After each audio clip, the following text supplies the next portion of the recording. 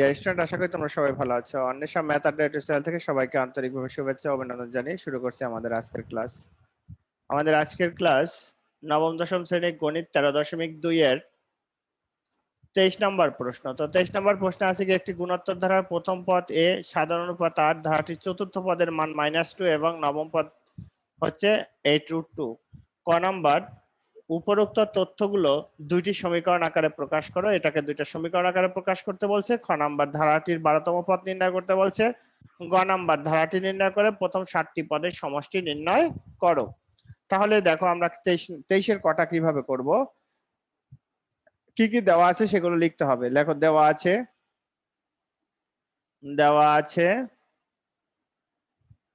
আছে কি, প্রথম পদ সমান সমান এ, সাধারণ অনুপাত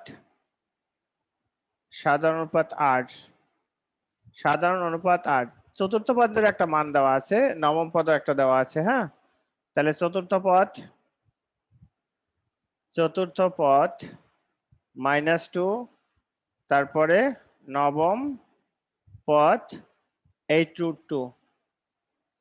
তাহলে এখন n পদ সমান সমান আমরা কি জানি? তাহলে লেখো, আমরা জানি n পদ সমান সমান a আর এর পর n-1। সুতরাং চতুর্থ পদ a আর এর পর 4-1 সমান সমান a আর এর পর 3। তারপরে নবম পদ a আর এর পর 9-1 সমান সমান a আর এর পর 8।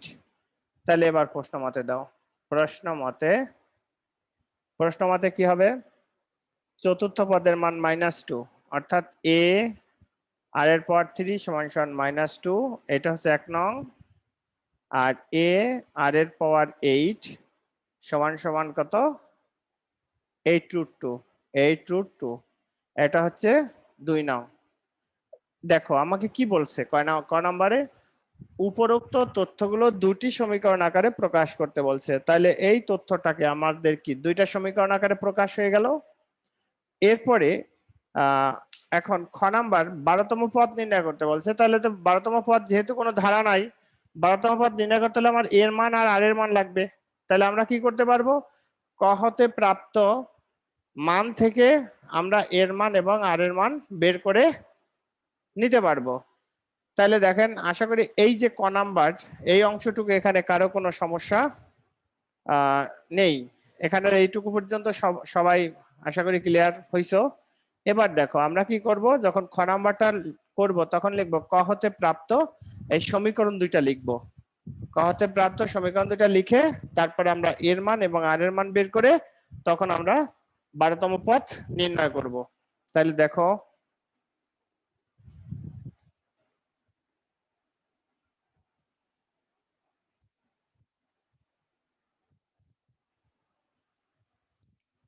খ নাম্বার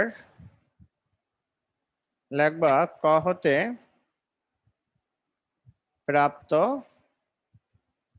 প্রাপ্ত এ আর এর পর 3 সমান সমান 2 -2 আর এ আর এর পর 8 সমান সমান 8√2। এটা হচ্ছে 2 নং। এখন আমরা এখানে 2 নংকে 1 নং দ্বারা ভাগ করব। 2 নংকে 1 নং সমীকরণ দ্বারা ভাগ করে পাই। 2 নংকে 1 নং সমীকরণ দ্বারা ভাগ করে পাই। দেখেন,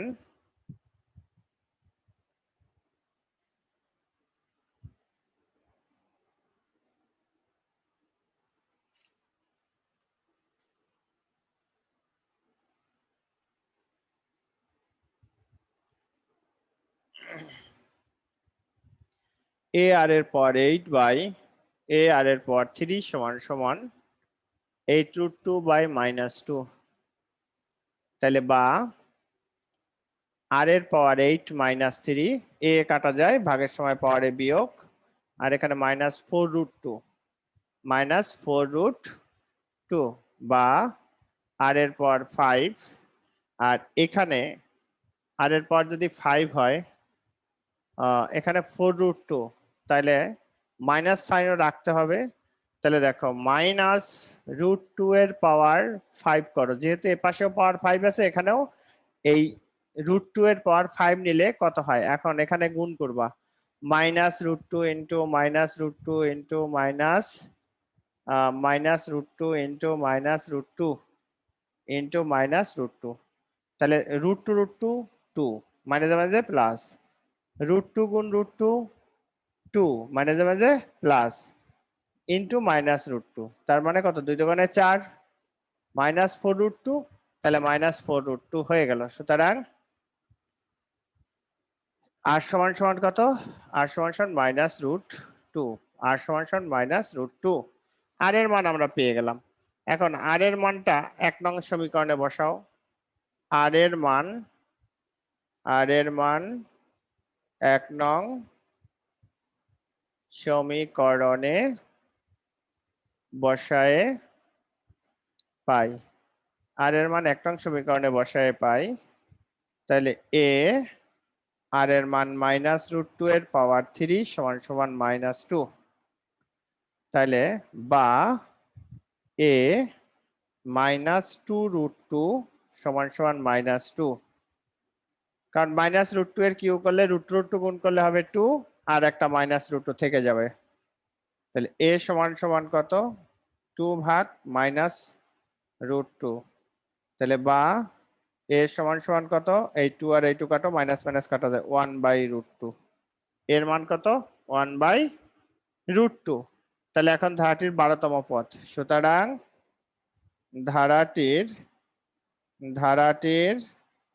12তম পদ সমান সমান এ আর এর পাওয়ার 12 - 1, তাহলে এ আর এর পাওয়ার 11, এর মান কত 1/√2, আর এর মান কত -√2 এর পাওয়ার 11, তাহলে এখন দেখেন 1/√2 -11 বিজোড় পরিবর্তন হবে, তাহলে বিজোড় থাকলে মাইনাস মাইনাস থেকে যাবে। এখন √2 11 বার গুণ করবা, √2 11 বার গুণ করলে 2 4, তাহলে 4 বারে হয় 4, 2 দোকানে 4, 6 বারে আরো একটা 2 গুণ, 7 8 বারে আরো একটা 2 গুণ, তারপরে আরো একটা 2 গুণ, সাথে থাকবে একটা √2, 2 দোকানে 4, দোকানে 8, দোকানে 16, দোকানে 32, 32√2, তাহলে -32√2,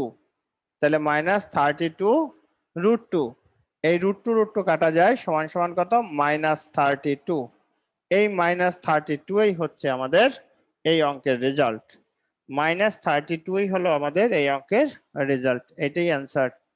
তো দেখো যদি তোমাদের কোনো সমস্যা থাকে অঙ্কটায় তাহলে প্রশ্ন করো, আমি বুঝাই দিচ্ছি।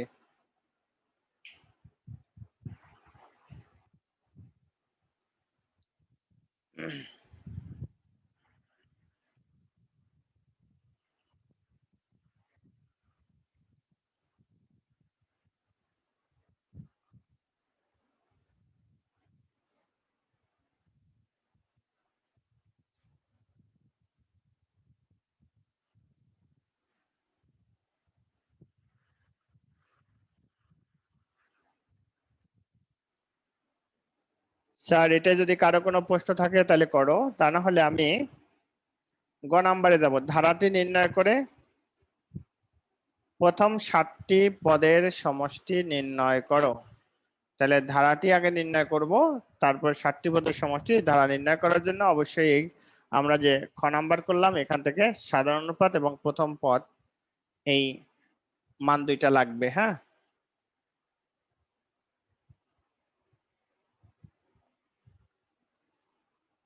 তাহলে কি লিখবা, লিখবা খ হতে প্রাপ্ত, খ হতে প্রাপ্ত ধারাটির প্রথম পদ এ সমান সমান 1/√2। তারপরে ধারাটির সাধারণ অনুপাত r সমান সমান -√2। এই -√2 1 থেকে ছোট, -√2 1 থেকে ছোট। এখন ধারাটি নির্ণয় করো।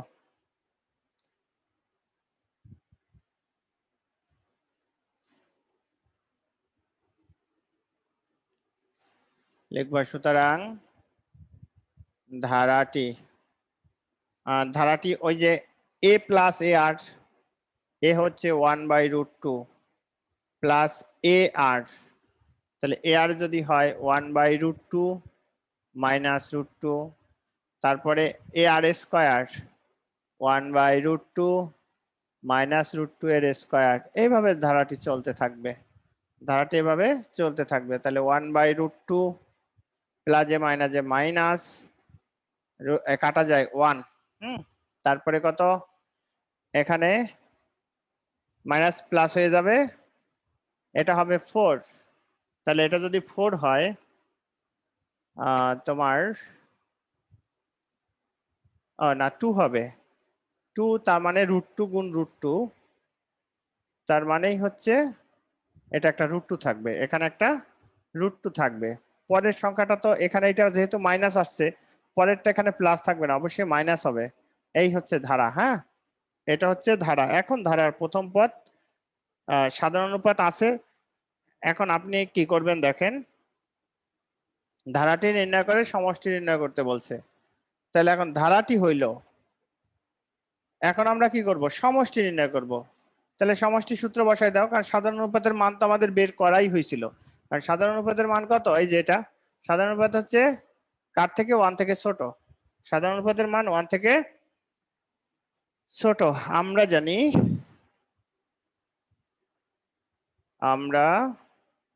জানি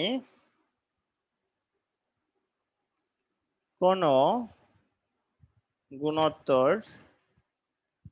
গুণোত্তর ধারার প্রথম n সংখ্যক পদের সমষ্টি Sn, a 1 মাইনাস r এর পর n by 1 minus r, 1 minus r, কারণ ছিল কি এটার r এর মান 1 থেকে ছোট, r এর মান 1 থেকে ছোট। তাহলে এখন 7টি পদের সমষ্টি, সুতরাং S7। তাহলে S7 কি হবে, এর মান হচ্ছে 1/√2, তারপরে 1 মাইনাস -√2 এর পাওয়ার 7 আর 1 মাইনাস -√2।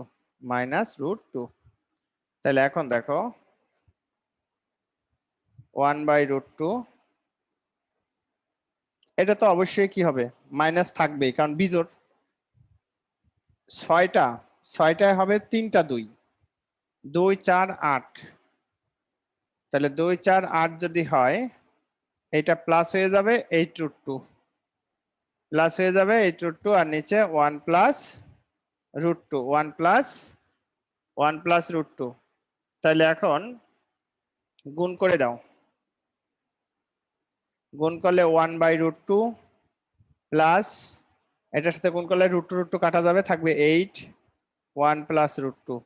এখন এখানে নিচের মানে তোমার এই করতে পারো, যদি তোমরা চাও যে দশমিক নিয়ে মানটা লিখতে পারো, অথবা যেভাবে আছে এভাবে লিখলেও হবে, যেভাবে আছে এভাবে লিখলেও উত্তর হবে। কারণ এখানে যদি তোমরা লসাগু করো, দেখো এখানে যদি লসাগু করো, তাহলে তো সেই 1 প্লাস 8√2 আবার চলে আসবে। তো এইভাবে রাখতে পারো, বা ক্যালকুলেটরে দশমিক মান নিয়েও লিখে দিতে পারো, ক্যালকুলেটর দশমিক মান নিয়ে লিখে দিলেও হবে। তো দেখি ক্যালকুলেটর দিয়ে করে দশমিক মান নিলে কত হয়।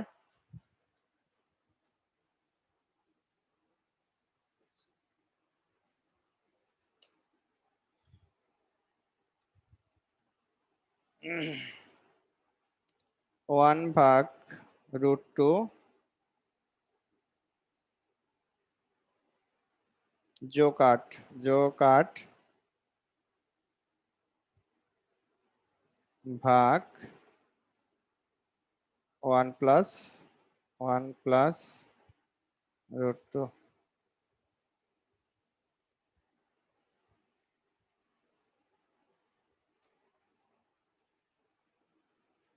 3.067 3.607 3.607 এটাই হচ্ছে অ্যান্সার। এত প্রায় লেখো।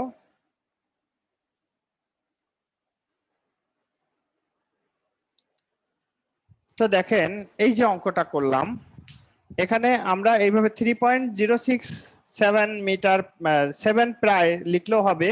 আবার যদি তোমরা এভাবে লিখে যে স্যার আমি এভাবেই রেখে দেবো, তাতেও অঙ্কটায় সমস্যা হবে না, মানে অঙ্কটার নম্বর কাটার কোনো সুযোগ নাই। তো ডিয়ার স্টুডেন্ট, আমাদের এই ছিল 23 নম্বর সৃজনশীলের গ নাম্বার অঙ্ক। তো যদি তোমাদের আমাদের ক্লাসগুলো ভালো লাগে অবশ্যই আমাদের চ্যানেলের সাথে থাকবা।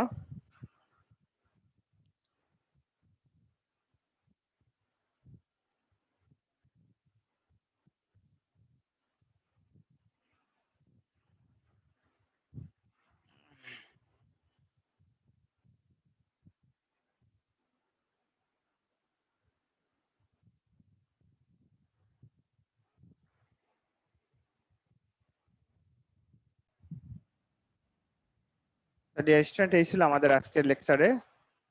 তো অন্বেষণ ম্যাথমেটিক্স থেকে আমি আশিস স্যার আজকে বিদায় নিচ্ছি। দেখা হবে পরবর্তী কোনো একটা ক্লাসে।